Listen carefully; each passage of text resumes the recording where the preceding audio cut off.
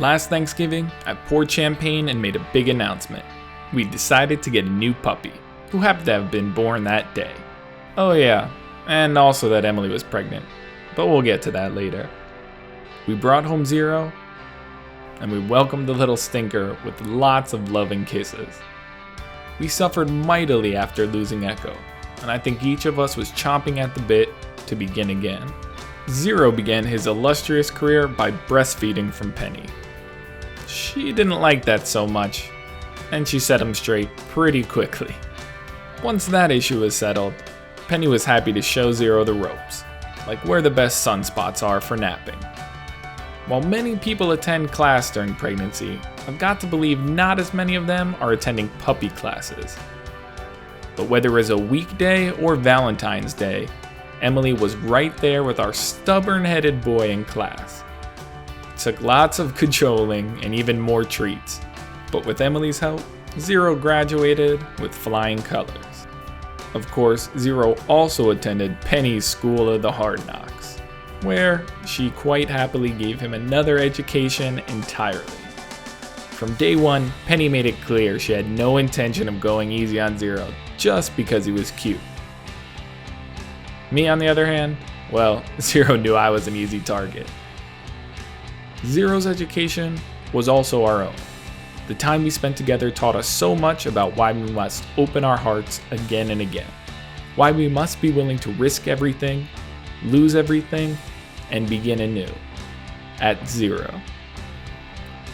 Every day, Zero gleefully showed us love we never would have known or experienced otherwise. And really, what isn't worth risking for that prize? There were only two options. You close your heart to the world and the pain it can cause. Or you open your heart freely and accept the inevitable hurt that it costs. I found the latter option a much more fulfilling way to live. This year, we found fulfillment across the country and across seasons on a new journey of self-discovery.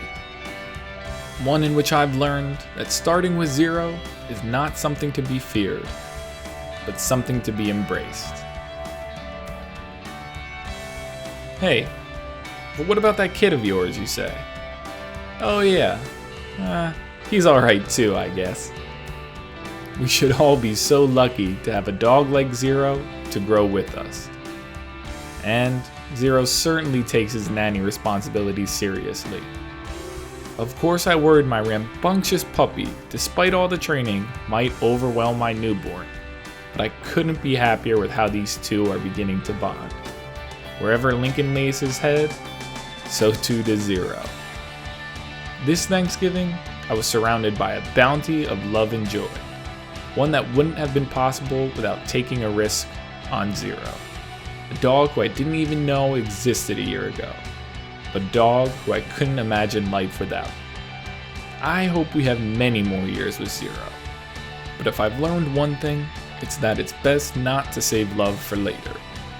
The only certainty lies in giving love all away today, with the courage to begin again tomorrow, at zero. So happy first birthday to my big dinosaur. Thanks for filling our hearts and our couch each day.